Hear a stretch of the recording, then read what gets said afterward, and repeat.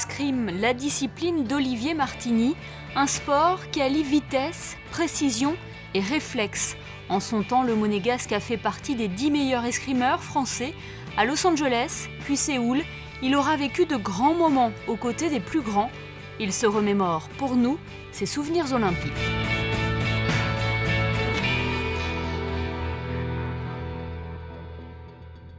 C'était une très grande surprise. Je partais au championnat du monde junior à Leningrad, à l'époque ça s'appelait.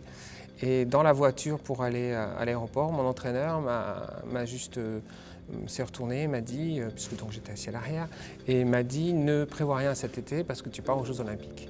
Et donc j'étais très étonné parce que je ne m'y attendais pas. J'étais très jeune et je ne m'attendais pas du tout à cette sélection. Et Séoul, c'était une suite logique pour Voilà, vous. Séoul, on s'entraînait toute l'année pour faire les Jeux Olympiques et je savais que j'allais y participer. Donc je m'entraînais pour ça. Il n'y a pas eu d'annonce véritablement officielle.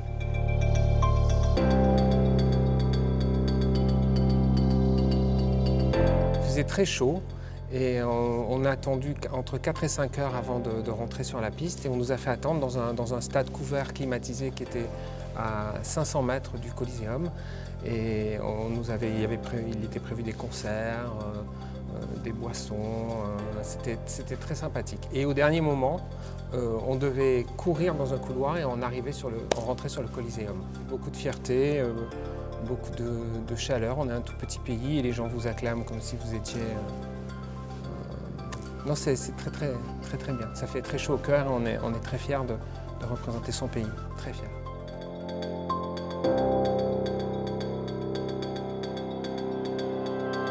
J'ai commencé l'escrime et tout petit, j'ai obtenu des résultats et les choses se sont faites naturellement, mais les Jeux Olympiques, c'est quelque chose qui m'a, en 84, beaucoup surpris. Je ne m'attendais pas.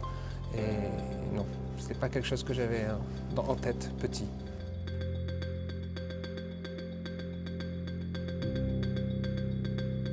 Il y a beaucoup d'athlètes, de grands champions.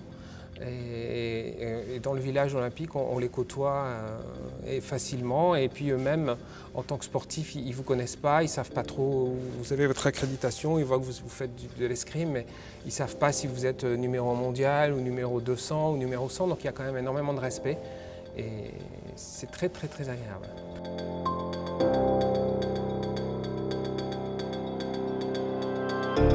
Les Jeux Olympiques, ça doit être les Jeux de tout le monde. Il doit y avoir non seulement la performance au niveau de la compétition, mais aussi que tous les pays du monde puissent être représentés. Et on en est la meilleure preuve, Monaco. Il y a d'autres petits pays aussi, le Bhoutan, où il y a plein de pays exotiques qui sont aux Jeux Olympiques. Et je trouve que ce mélange entre la performance pour les uns et l'universalité pour les autres, c'est vraiment la beauté du sport.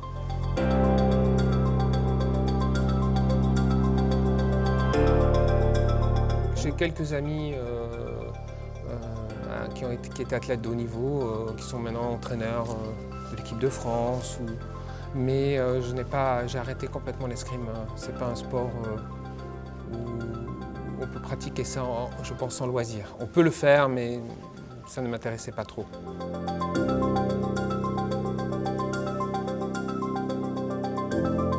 La présence de Monseigneur, qui était là, qui faisait un point d'honneur, qui fait un point d'honneur à venir voir tous les sportifs. Et ça apporte, ça nous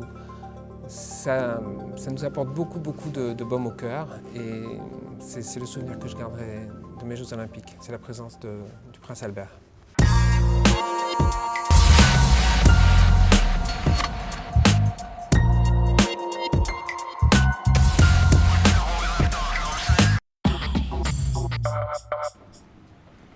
Elle est située au cœur de Monaco, dans le quartier de la Condamine, à quelques mètres du fameux marché de la place d'Armes et du port Hercule. La résidence Achetudine a reçu la visite de son Altesse Sérénissime, la princesse Charlène. C'est d'ailleurs son époux, le prince Albert II, qui avait inauguré cette résidence en mars 2010.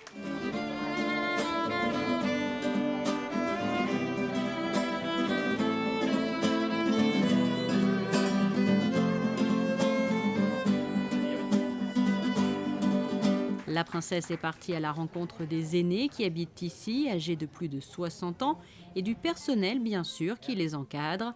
Depuis plus de 6 ans, l'objectif d'Aketudine est de proposer un quotidien alliant tradition, modernité et surtout confort. L'établissement dispose de 70 chambres réparties sur 5 niveaux. Plusieurs corps de métier sont bien sûr représentés. Présents sur place des cadres médicaux, soignants, techniques, hôteliers et même administratifs. Son Altesse Sérénissime, la princesse Charlène, a pu ainsi partager des moments chaleureux avec les pensionnaires.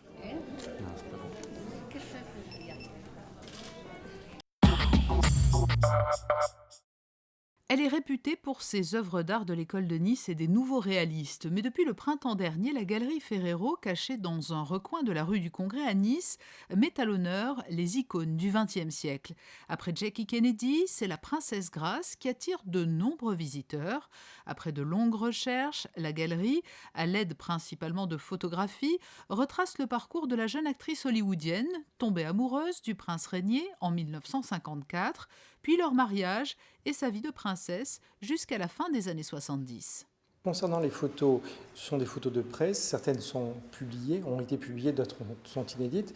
Par contre, nous avons effectivement quelques documents exceptionnels, comme des planches contact, c'est-à-dire avant, bien sûr, les ordinateurs, avant Internet, les photographes étaient obligés d'imprimer toutes leurs photos et de faire une sélection sur celles qui étaient publiables ou non.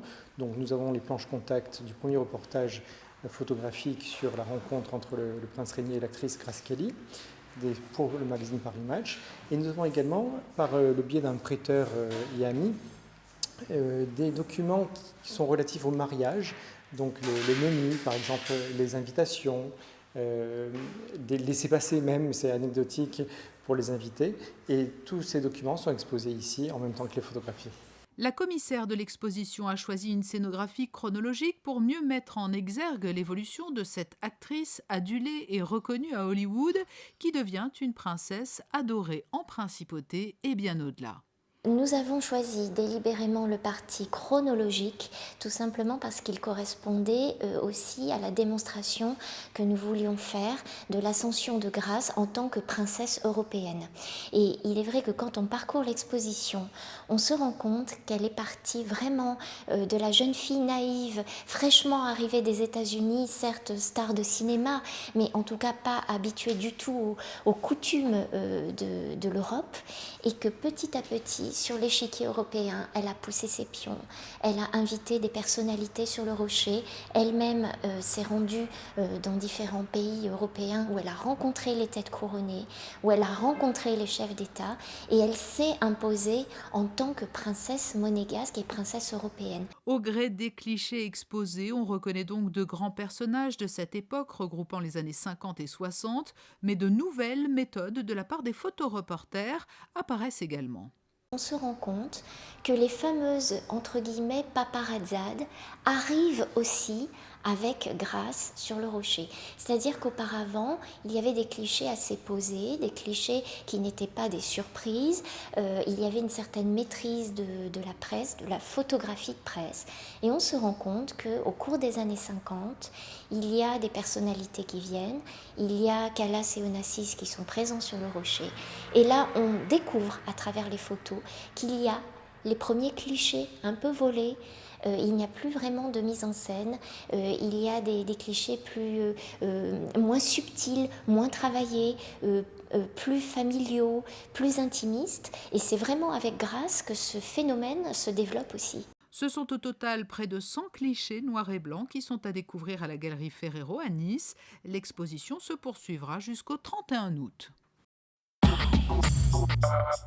En 2015, la Russie était à l'honneur. À Monaco, plusieurs thèmes avaient alors été développés à l'image de l'art et du cinéma. Tous deux sont de nouveau d'actualité grâce au 3e festival qui se déroule ici au Cinéma des Beaux-Arts. Le programme il est très varié. Donc le premier film que je vous abordais, c'est le Suvorov Alpes, 200 ans plus tard. Ce film retrace l'expédition de Suvorov à travers des Alpes. Et le 4e film, c'est Jour de la lune pleine, de les célèbres producteur et réalisateur Karen Shakhnazarov, que nous avons reçu l'année dernière. 2 autres films ont aussi été proposés au cinéma, Une guerre ainsi que 2 femmes. Samedi 13 août, le Festival de l'art et du cinéma russe à Monaco vous propose aussi 2 autres rendez-vous. On organise à l'hôtel Métropole Monte-Carlo un concert privé de diva soprano Alice Gitspa de Guilicon Opéra à l'honneur de la Fondation pour enfants défavorisés, Anastasia de Krasnodar. Il y aura également une exposition des tableaux d'une artiste russe qu'on propose à notre invité. Se replonger dans l'histoire tout en profitant d'une belle exposition de costumes. Voilà le concept proposé par l'association monégasque Aïda à la Villa Malou à Saint-Jean-Cap-Ferrat. Un retour au temps de la Belle Époque, entre 1870 et 1914. Au milieu du 19e siècle, la Côte d'Azur devient une destination de villégiature hivernale très prisée pour la haute société internationale. Les autochtones les surnomment alors les hirondelles d'hiver. C'était des gens qui venaient de partout en Europe, avec leur tenue traditionnelle de leur région aussi, et qui venaient passer 3 mois en hiver sur la Côte d'Azur et qui ont complètement révolutionné le mode de vie de la Côte d'Azur, puisqu'ils ont rendu l'endroit totalement mondain. Tous les courants artistiques ont été finalement créés pas mal sur la Côte d'Azur, puisque tous les gens importants d'Europe étaient sur la Côte d'Azur en plein hiver. Et c'est une belle histoire de notre région, et c'est parfois une histoire aussi oubliée, c'est dommage. 6 scènes sont à découvrir avec des costumes d'époque fournis par le plus vieux costumier d'Europe, Angels, basé à Londres. On y retrouve la reine Victoria qui se déplaçait sur la Côte d'Azur avec une cour de 75 personnes, dont son fidèle valet Mr. Brown. La famille Romanov et notamment le tsar Nicolas II, Pierre-Auguste Renoir qui avait acheté un domaine à Cagnes-sur-Mer, l'hôtel des Anglais, construit à Nice et démoli depuis, premier établissement à offrir le luxe d'un ascenseur hydraulique, le casino Jeté Promenade, installé sur la mer, et surtout les ballets russes, devenus aujourd'hui ballets de Monte-Carlo, avec Diaghilev et sa danseuse Anna Pavlova. Les hirondelles d'hiver, c'est à découvrir jusqu'au 18 août à la Villa Malou.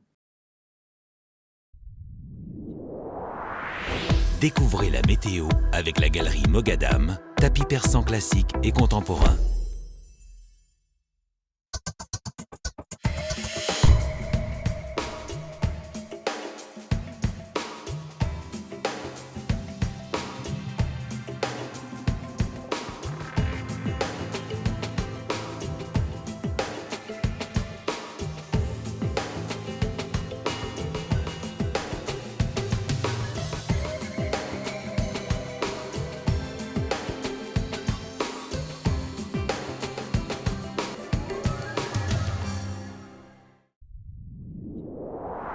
Vous avez découvert la météo avec la galerie Mogadam, tapis persan classique et contemporain.